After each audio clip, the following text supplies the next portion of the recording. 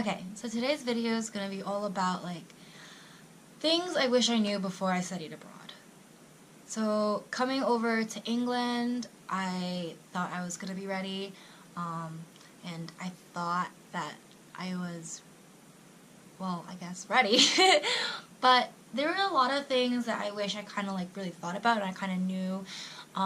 So I kind of made, a little checklist for all of you who are thinking about studying abroad, and what you should consider before you leave the U.S. and come to another country.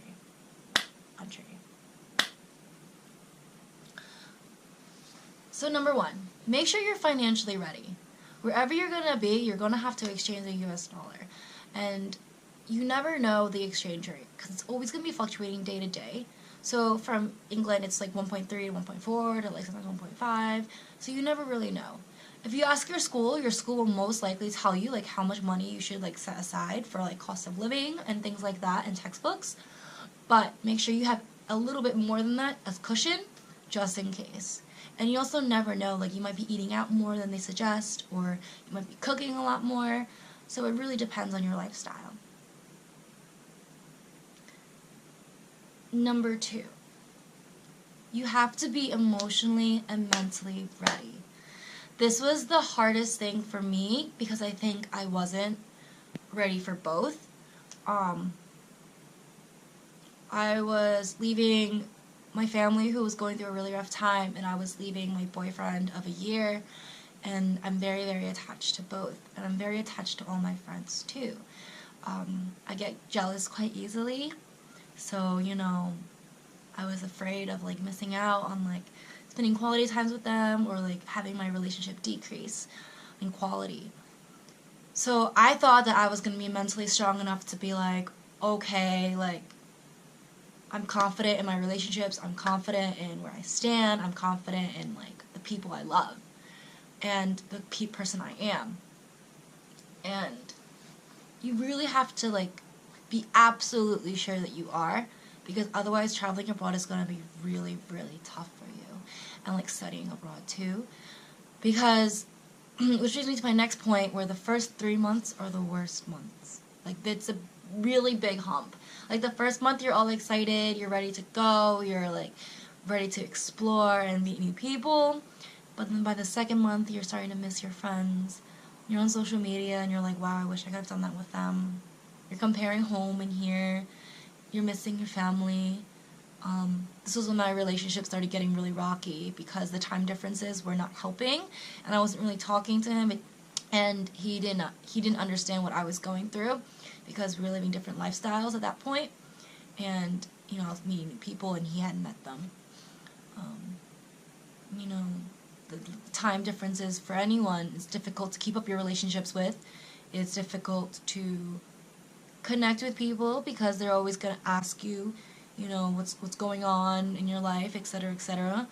In the first 2 months, you're just starting to get situated, get acquainted with yourself and the people around you, so you don't really have much to talk about. I mean, you might, but you're obviously going to be more interested in listening about stories from home, and you're going to feel a little homesick. And by the 3rd month, that's when it got really, really rough for me, and that's when I was actually debating on dropping out and just coming home, because I just couldn't take it anymore. So make sure that you're mentally and emotionally ready to be on this journey.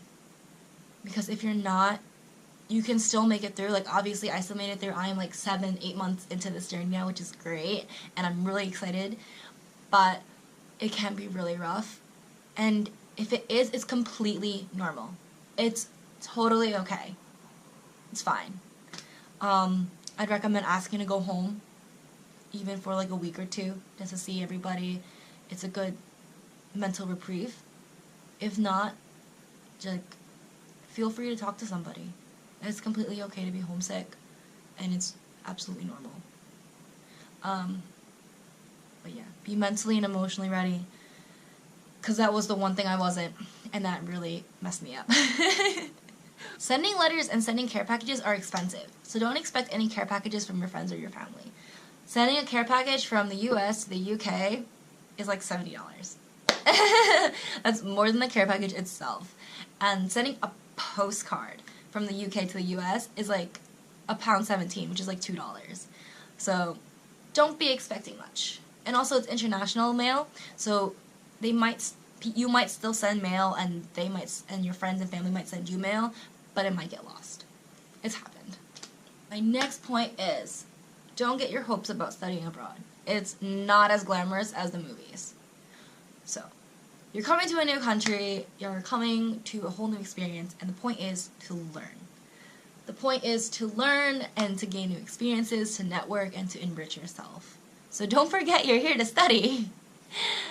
Depending on what school you're going to, you're going to have to study a lot. So be prepared. You can't be traveling everywhere. You can't be, like, irresponsible, essentially. Make sure you focus on your work. You don't want to waste a semester. You need to be able to time manage well. You can travel, you can be exciting, you can, like, have all the adventures that you dream about. But just make sure that you time manage. So all your assignments are due on time, you're already prepared for your tests and everything. The worst thing you can do is come back from a study abroad and fail everything. And also make sure that you're financially ready too. So going back to my first point, like, make sure you have money that you can travel. Look for the cheapest way to travel, and that might not be glamorous. Like, I know I travel a lot, but that's because I travel through bus. And through bus, everything is so cheap. I can get from the UK to Germany with £30 round trip, which would, like, roughly translate to $45 US. But it's, like, a rough trip. I have to take a 2-hour bus to London, and then 8-hour bus ride from London to Germany, and you usually don't sleep. And I stay at hostels, which are not glamorous hotels, and I do a lot of walking. So it's kind of a trade-off, but it depends, like I said, on how you are financially. If you have the money, then go ahead, like, make it as, like, luxurious as you want. But for me, I'm a regular broke college student, so it's definitely not as glamorous.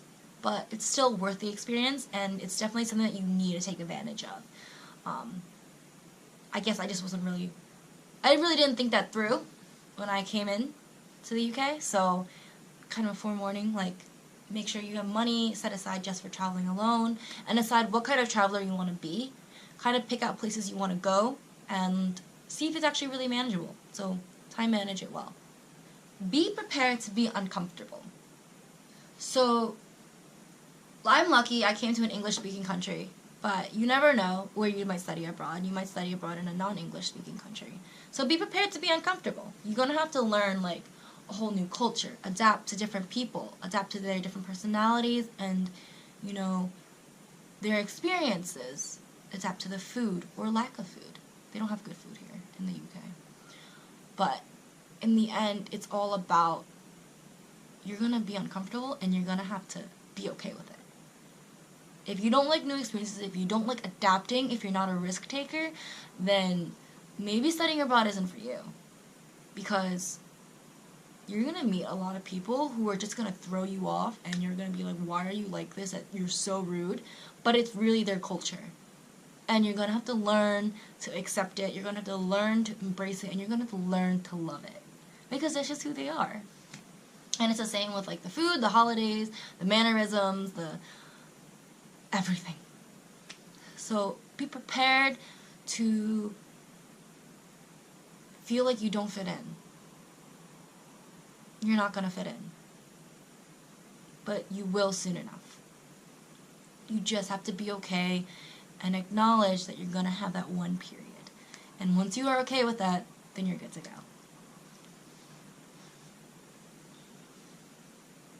Oh, try everything once too. Try everything once, because you never know when you're going to be in that situation again. My final point has to deal with actual academics. So, for me, coming from the US to the UK, it was really difficult because I had to learn a new schooling system. So my recommendation for you is be prepared to talk to your professors a lot. Be prepared to ask them questions. Be prepared to straight up ask them, what are your expectations from me? Obviously, they know you're going to be a foreign student, so just let them know that you just want to know how the system works, how the grading scale is, what the tests are going to be like, and what you, as a student, should expect. And ask them if they would offer you help if needed. Just be aware that if you don't do well on a test, it's not because you're dumb. it's just because it's like a different way of like teaching, it's a different way of like studying, it's a different way of examining. It's like, so for example, for me, England here, they all do written assessments, they don't really do testing, and I haven't written since like my freshman year of like college or even high school. So I was really stuck because I thought I was going to fail. So I went up to my teacher and I asked her, and she actually like redirected me to a writing assessment center where they helped me figure things out and stuff like that. So it was like really good to have an open communication with my teachers, just because, you know, that way they can understand your situation, they can be maybe a little bit more lenient, or they can like at least work with you on it, and then at least you know their expectations as well. So this is the conclusion for my video. Thank you for watching. You know, I was like thinking about it last night, and when I came over here I thought that I was really going to be ready. I thought that I was really going to take advantage of this whole entire experience. I was going to make the most of it. I was going to learn so much, and thinking back now I realized I really wasn't ready to make this big leap. I really wasn't ready to leave my country, and it really like gave me a new sense of appreciation for all the immigrants that are working out there, all the people that are trying to start new lives in new countries with English not as their language, or just in a different language country in general. And to you I say good luck. I say I can only imagine your struggle, and you of all people deserve the love in the world. Thank you.